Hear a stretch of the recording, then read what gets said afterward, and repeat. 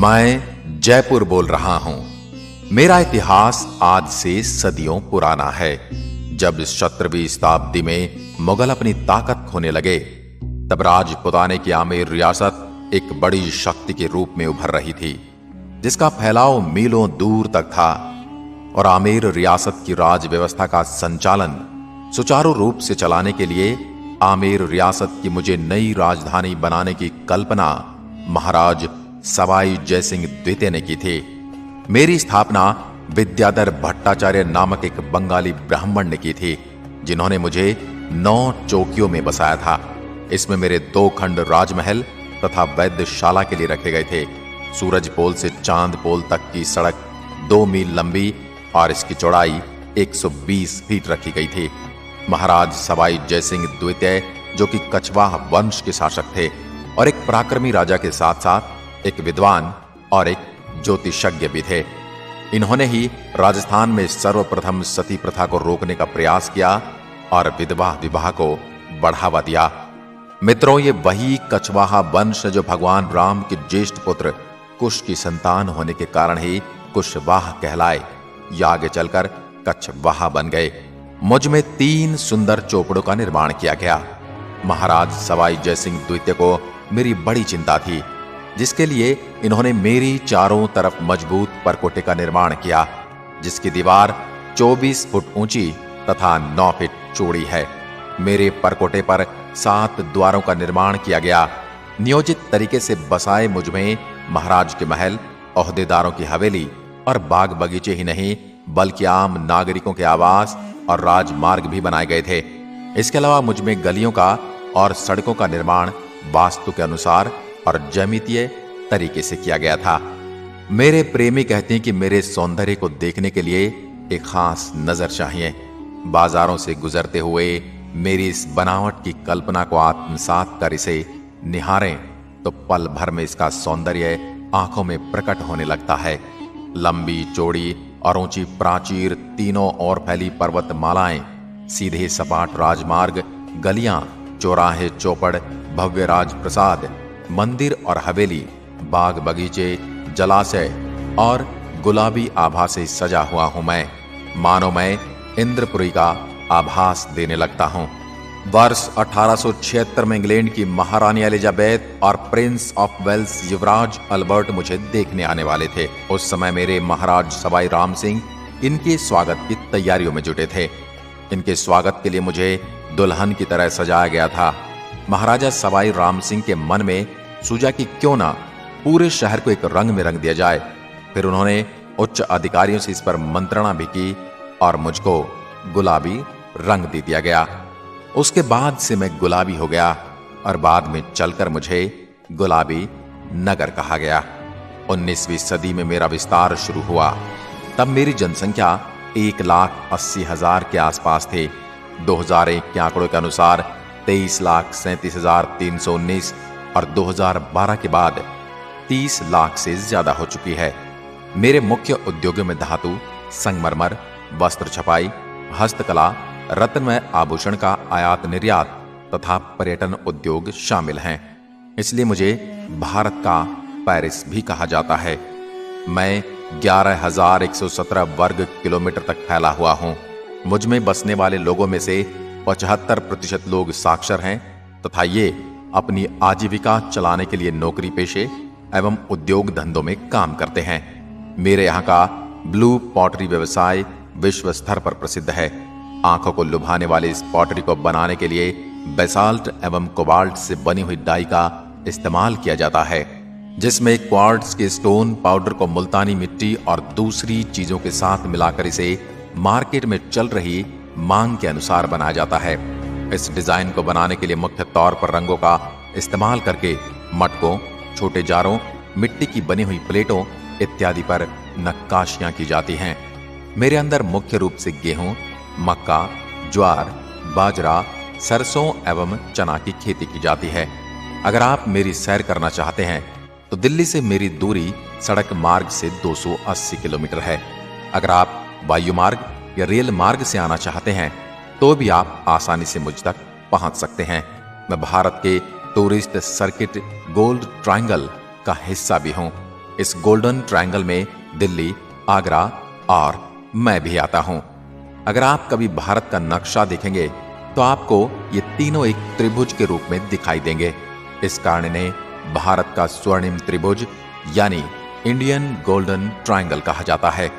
मेरे अंदर बहुत से पर्यटन स्थल आकर्षण का केंद्र हैं, जिनमें मुख्य रूप से जंतर मंतर, हवा महल, सिटी पैलेस, गोविंद देव जी का मंदिर, श्री लक्ष्मी जगदीश महाराज मंदिर, BM बिड़ला तारामंडल, आमेर का किला, जयगढ़ दुर्ग और जल महल आदि।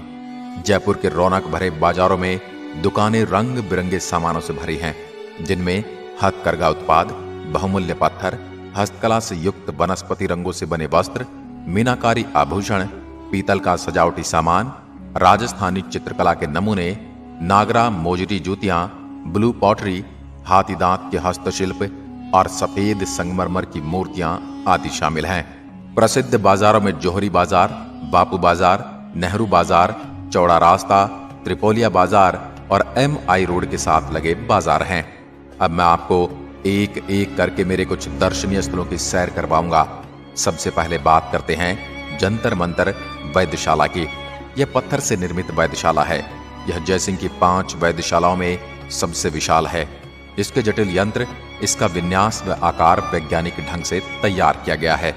यह विश्व प्रसिद्ध वैद्यशाला है, जिसे 2010 में यूनेस्को ने विश्व धरोहर की सूची में शामिल किया था। मध्ययुगीन भारत के खगोल विज्ञान की उपलब्धियों का जीवंत उदाहरण है। इनमें सबसे प्रभावशाली राम यंत्र है, जिसका उपयोग ऊंचाई नापने के लिए किया जाता है। अब बात करते हैं हवा महल की, जो मेरी सुंदरता में 4 चांद लगा देता है और इसका निर्माण सन 1799 में सवाई प्रताप सिंह ने करवाया। ये महल राजपूत स्थापत्य का मुख्य प्रमाण चिन्ह। पुरानी नगरी की मुख्य गलियों के साथ साथ यह 5 मंजिला इमारत गुलाबी रंग में अर्ध अष्टभुजाकार और परिकृष्ट छत्तेदार बलुआ पत्थर की खिड़कियों से सुसज्जित है। शाही स्त्रियां मेरा दैनिक जीवन व मेरी गलियों से गुजरने वाले जुलूस देख सकें, इसी उद्देश्य से इमारत की रचना की गई थी। हवा महल में कुल 953 खिड़कियां हैं। इन खिड़कियों से जब हवा एक खिड़की से दूसरी खिड़की में होकर गुजरती है तो ऐसा प्रतीत होता है जैसे पंखा चल रहा है। आपको हवा महल में खड़े होकर शुद्ध और ताजी हवा का पूर्ण एहसास होगा। आपको भी अगर इस एहसास को लेना है तो कभी मेरे अंदर हवा महल में हो आना। अब मैं आपको मुझ में बसे गोविंद देव जी के मंदिर के बारे में बताता हूँ। भगवान श्री कृष्ण को समर्पित यह मंदिर अपने बगीचे के बीच में स्थित है। मंदिर में स्थापित मूर्ति महाराज सवाई जयसिंह द्वितीय वृंदावन से लाए थे। अब मैं अपने आमेर महल के बारे में बताता हूँ। यह लगभग 2 शताब्दी पूर्व राजा मानसिंह, मिर्जा राजा जयसिंह और सवाई जयसिंह द्वारा निर्मित महलों, मंडपों, बगीचों और मंदिरों का एक आकर्षक भवन है। माउठा झील के शांत पानी से यह महल सीधा चमकता है और यहाँ सुगम रास्ते द्वारा पहुंचा जा सकता है। सिंहपॉल और जलेब चौक तक अक्सर पर्यटक हाथी पर सवार होकर आते हैं। चौक के सिरे से सीढ़ियों की पंक्तियां उठती हैं। एक शिला माता के मंदिर की ओर जाती है और दूसरी महल के भवन की ओर। यह मंदिर स्थापित करने के लिए राजा मानसिंह द्वारा संरक्षक देवी की मूर्ति, जिसकी पूजा हजारों श्रद्धालु करते हैं, पूर्वी बंगाल जो बांग्लादेश है कि जैसोर से यहाँ लाई गई थी। मेरे जयगढ़ किले के बारे में तो आपने सुना ही होगा, जहां तोपें ढालने का काम होता था। यहाँ आज भी एशिया की सबसे बड़ी तोप जयबाण विद्यमान है, जो इसकी सुदृढ़ता का प्रमाण देती है। मुझसे कुछ ही दूरी पर रामगढ़ झील मौजूद है, जिसमें पानी की आवाज बारिश से होती है। मुझसे 80 किलोमीटर दूर भारत की दूसरी सबसे बड़ी खारे पानी की प्राकृतिक झील सांभर झील है और ये नमक का उत्पादन करने में अग्रणीय है। अब मैं आपको मुझ पर बीती कुछ दुखद घटनाओं का जिक्र करता हूँ। 13 मई 2008 मुझ में श्रृंखलाबद्ध 7 बम विस्फोट किए गए। विस्फोट 12 मिनट की अवधि के भीतर घनी आबादी वाले स्थलों पर किए गए। 8वां बम निष्क्रिय पाया गया। प्रारंभिक सूचनाओं में मृतकों की संख्या 600 बताई गई। इन विस्फोटों को हवा महल के निकट सहित विभिन्न इलाकों में साइकिलों के जरिए अंजाम दिया गया। अब मेरी रंगत बदल रही है।